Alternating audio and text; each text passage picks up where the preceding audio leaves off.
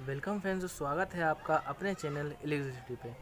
So guys, आज अपन करने वाले हैं अंकों का पूर्णांकन या अंशांकन, है ना। कुछ भी दिख सकता है आपको। इंग्लिश में क्या बोलते हैं? राउंडिंग ऑफ डिजिट, है ना।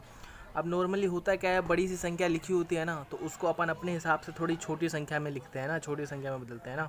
और इस तरीके से बदलते हैं कि उस संख्या का भी नुकसान नहीं हो, ना। मतलब समझ रहे हो ना, नुकसान नहीं होगा। मतलब थोड़ा थोड़ा समझ में आया होगा, है ना। अब पढ़ते हैं, थोड़ा और विस्तार से समझते हैं, ठीक है। तो सार्थक अंक क्या होते हैं अपन ने पिछली बार देख लिया। अब यहाँ पर सार्थक अंकों को ही क्या कर रहे हैं अपन, उनका ही पूर्णांकन कर रहे हैं, ठीक है। तो इसके लिए जो गाइज यूज़ किया जाता है वो क्या होता है? समीपता का सिद्धांत, ठीक है। तो समीपता का सिद्धांत कुछ भी नहीं है, समीपता का सिद्धांत यही है, मतलब उसके आसपास की संख्या लेते हैं, ठीक है। अब कैसे क्या राउंडिंग ऑफ करनी है वो देखते हैं, ठीक है। सो गाइज स्टार्ट करते हैं, ठीक है। तो पहले देखते हैं, है ना, इसके बारे में पता करते हैं। तो क्या है, किसी संख्या को निश्चित सार्थक अंक वाली संख्या में परिवर्तित करने के लिए, है ना, क्या किसी संख्या को निश्चित सार्थक अंक वाली संख्या में परिवर्तित करने के लिए समीपता के सिद्धांत का उपयोग किया जाता है ना। समीपता के सिद्धांत का उपयोग किया जाता है। इस क्रिया को क्या कहते हैं? पूर्णांकित करना कहते हैं, ठीक है। इसके लिए मुख्य नियम निम्न है, ठीक है ना। अब समीपता का सिद्धांत है, उसके भी क्या है, कुछ नियम है ना। तो वो नियम देखते हैं अपन, ठीक है। तो फर्स्ट नियम क्या है? जिस अंक को पूर्णांकित करना है अपने को, है ना, ध्यान रखना, ज़्यादा नहीं, 5 ही नियम है इसके, है ना। ये देखो 5 है ना। जिस अंक को पूर्णांकित करना है उससे अगला अंक 5 से कम है ना, उससे अगला अंक 5 से कम है, तब क्या करेंगे? पूर्णांकित किए जाने वाले अंक को अपरिवर्तित रहने देते हैं। एग्जाम्पल देखते हैं, है ना। जिसको पूर्णांकित करना है उससे अगला वाला अंक क्या बोल रहे हैं, अगर 5 से कम है तो उसको वैसे के वैसे ही रहने देंगे, है ना। जैसे मान लो 5.45 है ना, मतलब 45, तो इसमें क्या कर रहा हूँ मैं, 4 को पूर्णांकित कर रहा हूँ, है ना। मतलब अभी क्या है, 3 डिजिट में है, फिर मैं इसको क्या 2 डिजिट में लिखना चाहता हूँ, है ना। तो सॉरी, क्या है, पूर्णांकित किए जाने वाले अंक को अपरिवर्तित रहने देते हैं, ठीक है। क्या अगला अंक 5 से कम है ना, 5 या 5 से कम है, यहाँ पे ये भी लिख लो, अंक क्या चीज़, 5 या 5 से कम है, ठीक है। जैसे 5.45, तो यहाँ पे क्या कर रहे हैं अपन, 4 को पूर्णांकित कर रहे हैं, ठीक है ना। मतलब 2 डिजिट में चाहिए कुल मिला के मुझे आंसर, ठीक है। तो 5.45 पे इस 4 को पूर्णांकित करना चाहता हूँ, तो इससे अगला क्या है, 5, है ना। तो पूर्णांकित करूँगा तो क्या, ये ऐसे के ऐसे ही रहेगा, ठीक है। और एग्जाम्पल देखेंगे तो धीरे धीरे सब समझ में आ जाएगा, ठीक है। अभी तो देखो फिलहाल, ठीक है। तो 5.45 को 5 को अपन ने क्या लिखा, 5.4 ठीक है। तथा 2.73, है ना, को 2.7। अब यहाँ पे किसको पूर्णांकित करूँगा बताओ, 7 को करेंगे, है ना। इससे अगला देखना है अपने को, क्या देखना है, इससे अगला। तो इससे अगला क्या है, 5 या 5 से कम है, 3 है बेसिकली, है ना। तो क्या करने हैं, पूर्णांकित करने वाले अंक को वैसे के वैसे रहने देंगे ना। मतलब अपना आंसर क्या हो जाएगा, 2.7, है ना। ध्यान से देखो तो अंतर क्या है, पहले 3 डिजिट थी, है ना, 3 सार्थक अंक थे, है ना। अब कितने हो गए, 2। सेम यहाँ पे 3 थी, 2। इस तरीके से बदल सकते हो आप, है ना, ठीक है। जैसे मान लो अपन क्या करते हैं, 100 में डिवाइड करें, है ना, 100 में डिवाइड करें 3 का, तो कितना आएगा, 33.333333, ये चलता जाता है, ठीक है ना।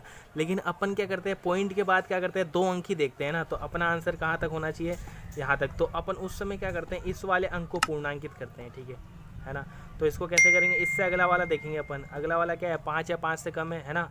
तो इसको ऐसे कैसे ही रहने देंगे, है ना। तो अपना आंसर ये निकल के क्या आएगा, 33.33, है ना, 33.33। समझ में आ रहा होगा इस, है ना। अब दूसरा लो, थोड़ा सा अलग है बस, है ना। जिस अंक को पूर्णांकित करना है उससे अगला अंक 5, सॉरी, अगला अंक यदि 5 से अधिक है ना, 5 या 5 से कम के लिए ऊपर वाला है, और नीचे वाला क्या, 5 से अधिक, है ना, 5 से अधिक है, तो पूर्णांकित किए जाने वाले अंक में 1 जोड़ दिया जाता है ना। अब देखो एग्जांपल, जैसे 5.78, अपन पूर्णांकित किसको कर रहे हैं, 7 को। इससे अगला अंक देखें तो 5 से अधिक है ना, 8 है। तो अपन क्या करेंगे, इसमें 1 जोड़ देंगे ना, तो 5.8, है ना। ये मत सोचना इस 8 को इधर लिख दिया और 7 को गायब कर दिया, ऐसा नहीं है। सेम यहाँ पे 3.59, है ना, 3.59 किसको पूर्णांकित करना है, 5 को। इससे अगला अंक क्या है, 9, 5 से ज़्यादा है, ठीक है, 5 से ज़्यादा है। तो अपन क्या करेंगे, इस वाले में 1 जोड़ देंगे, तो 5 + 1 6, तो 3.6, है ना, ठीक है, ठीक है। आगे बढ़ते हैं अब,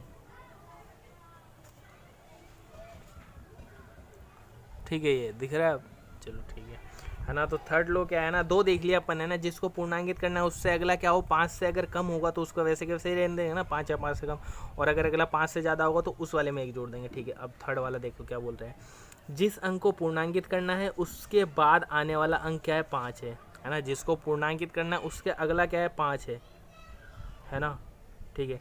एवं क्या हो 5 के बाद 0 हो, तो गाइज वहाँ पे 5 से कम ही ले लेना है ना यार, इसलिए है ना, वो 5 या 5 से कम लिए थे ना, तो वहाँ पे 5 से कम ही ले लेना वैसे, है ना।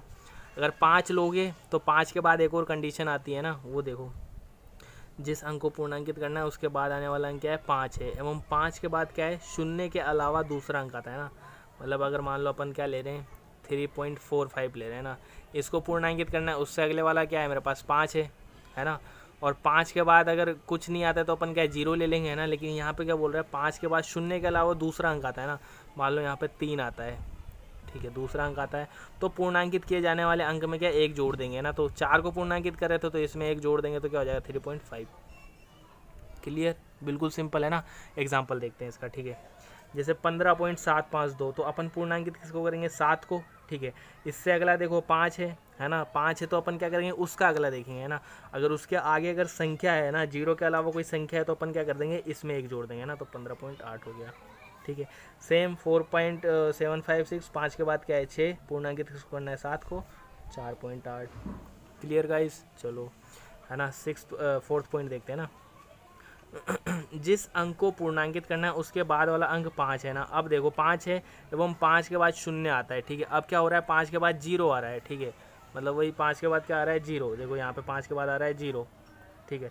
तो परंतु 5 से पूर्व का अंक सम है ना, लेकिन क्या कर रहे हैं अपन 5 से पूर्व का अंक कौन सा हो जाएगा, 5 से पूर्व अंक क्या बोलेंगे अपन, पूर्णांकित अंक मान लो, है ना। 5 से पूर्व का अंक है ना, तो इसको क्या बोल देंगे अपन पूर्णांकित अंक, है ना, जिसको पूर्णांकित कर रहे हैं अपन, ठीक है। वो अगर सम हो तो क्या करेंगे पूर्णांकित किया जाने वाला अंक अपरिवर्तित रहेगा, है ना। जैसे यहाँ पे देखो पूर्णांकित अपन किसको करेंगे 2 को, है ना। तो अपन क्या करते हैं 2 के आगे वाला देखते हैं 5 है, ठीक है। फिर क्या करेंगे 5 के आगे वाला देखेंगे अपन, है ना, 0 है, 0 है तो अपन किस पे जाएंगे पूर्णांकित करने वाले अंक पे, यानी 5 से पहले वाले अंक पे। अगर वो सम है तो वैसे के वैसे ही रहने देंगे, मतलब इसका आंसर क्या हो जाएगा 4.2, ठीक है। अब 5.65 है, अब बोलो आप बोलोगे भैया इसके बाद तो है ही नहीं कुछ, है ना। तो अपन क्या करेंगे अपने मन से 0 लगा सकते हैं, है ना। 5 के बाद 0 आ गया तो अपन 5 से पहले वाली संख्या पे जाएंगे, पहले वाली संख्या क्या है सम है तो एज इट इज़ 5.6। अब ये वाला अब फिफ्थ लो है, इसका जस्ट थोड़ा सा अलग है ना, इसमें विषम आ जाएगा, इसमें सम था इसमें विषम, है ना। जिस अंक को एक मिनट सॉरी ठीक है, जिस अंक को पूर्णांकित करना है उसके बाद वाला अंक 5 एवं 5 के पश्चात 0 है ना, तो ये अपन ने देख लिया। परंतु यदि 5 से पूर्व का अंक विषम हो, 5 से पहले का अंक यानी वही पूर्णांकित अंक, है ना, इस पूर्णांकित अंक जिसको पूर्णांकित कर रहे हैं अपन, क्या हो विषम हो, तो उसमें 1 जोड़ देते हैं। जैसे यहाँ पे देखो 3.750, तो अपन किसको पूर्णांकित करेंगे 7 को, तो 7 से अगला देखेंगे 5 के बाद 0 है तो अपन किस पे आ जाएंगे 5 से पहले वाले पे। 5 से पहले वाला क्या है विषम होगा तो 1 जोड़ देंगे तो 3.8। सेम यहाँ पे, है ना, 5 के अगला वाला 5, उसके बाद क्या होगा 0, नहीं है तो अपन लगा सकते हैं। अब क्या 5 के पहले वाला देखेंगे क्या है विषम है तो 1 जोड़ देंगे 4.6, ठीक है। सो गाइस 5 ही लो थे इसके, है ना, बहुत सिंपल है ना, एक मिनट सॉरी, है ना, बहुत सिंपल है यार, देखो तो सही है ना, वापस एक बार देखो, है ना। तो पहले वाले में तो क्या था, है ना, जिसको पूर्णांकित करना है ना, जिसको पूर्णांकित करना है उसके बाद वाला अगर 5 से कम है तो अपन क्या करेंगे वैसे के वैसे लिख देंगे, है ना, ये याद रखो। फिर दूसरा वाला क्या है जिसको पूर्णांकित करना है उससे अगला अंक क्या है 5 से ज़्यादा है तो अपन क्या करेंगे उसमें 1 जोड़ देंगे, ठीक है ना। तो ये हो गया। अब क्या बोल रहा है जिस अंक को पूर्णांकित करना है उसके बाद वाला क्या है 5 है, और उसके बाद क्या कोई भी संख्या आती है ना, 5 है उसके बाद कोई भी संख्या आती है तो उसमें क्या करेंगे 1 जोड़ देंगे, है ना, ठीक है। अब क्या बोले जिसको पूर्णांकित करना है उसके बाद वाला अंक क्या है 5 है, और 5 के बाद 0 आता है तो 0 के पहले वाला देखेंगे 5 से पूर्व वाला अंक, है ना। अगर सम है तो क्या करेंगे वैसे के वैसे ही, और विषम है तो 1 जोड़ देंगे, ठीक है। अब गाइज इसके बाद क्या है ना अपने को क्वेश्चन मिलेंगे देखने को, ठीक है। और क्वेश्चन कैसे करने होंगे आपको, है ना, तो आपको क्वेश्चन बोलेगा ना कि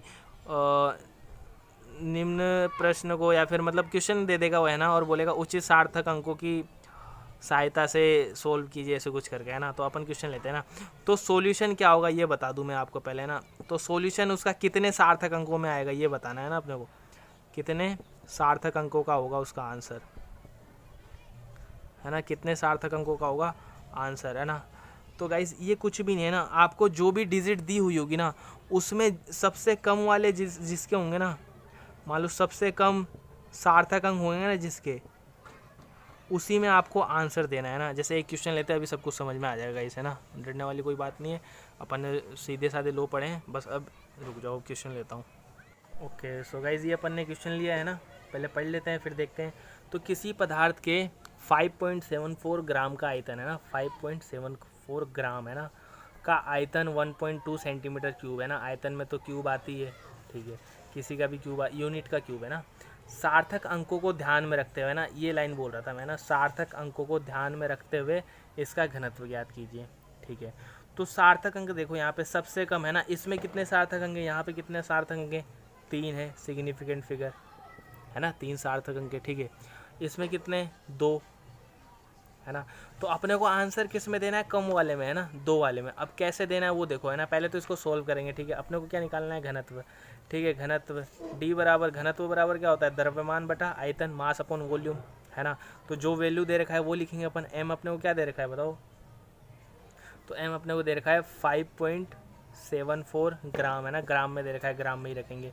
वॉल्यूम अपने को क्या दे रखा है, 1.2 सेंटीमीटर क्यूब, ठीक है।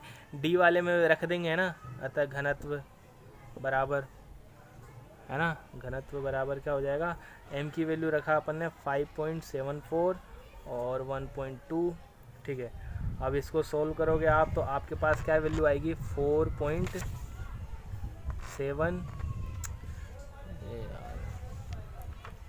है ना। इसको सोल्व करोगे तो क्या वैल्यू आएगी आपके पास, 4.7833, ठीक है।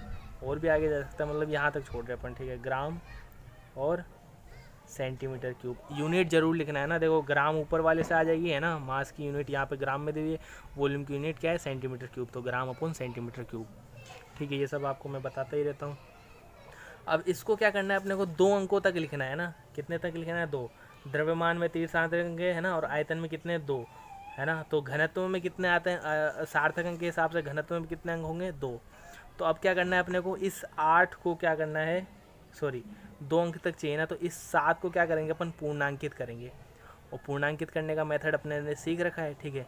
तो क्या देखेंगे है ना, जिसको पूर्णांकित करना है उससे अगला अंक क्या, पहले 5 वाली कंडीशन देखेंगे ना, 5 से कम है तो क्या करेंगे, वैसे के वैसे ही, और 5 से ज़्यादा है तो 1 जोड़ देंगे। नॉर्मली यहाँ पे क्या है, 5 से ज़्यादा, तो अपना आंसर क्या हो जाएगा, 1 जोड़ देंगे, तो 4.8 है ना। तो ये तो हो गया आंसर। अब इसकी यूनिट लगा दो, तो ग्राम अपॉन सेंटीमीटर क्यूब। तो ये हो गया अपना सॉल्यूशन है ना, सॉल्यूशन का आंसर, ठीक है गाइज, समझ में आया होगा यार। इसी तरीके से देना है अपने को, ठीक है, सॉल्यूशन है ना, इसी तरीके से। अब मान लो जैसे, चलो ठीक है इतना ही है ना, अब आप तो कर ही लोगे है ना, नॉर्मल क्वेश्चन कर ही लोगे अब है ना, लगभग वो हो ही जाएंगे। तो सार्थक अंक वाला हो गया है ना। अभी अपना कौन कौन सा टॉपिक रह रहा है ना, तो एक तो रह रहा है त्रुटि वाला है ना, इससे पहले एक रह रहा है लंबन वाला है ना, पैरेलैक्स, फिर त्रुटि वाला, फिर त्रुटियों का संयोजन, बस यही है मेजर टॉपिक है ना। फिर इन पे भी क्या अपन न्यूमेरिकल भी करेंगे साथ साथ, ठीक है। तो यही है, इसके बाद अपने क्या है, फिजिक्स के लगभग 2 चैप्टर पूरे हो जाएंगे, फिर इसके बाद अगले वाले में जाएंगे है ना, मोशन वाले में, ठीक है। सो गाइस पसंद आया होता है लाइक शेयर सब्सक्राइब जरूर करना, मिलते हैं अगले लेक्चर।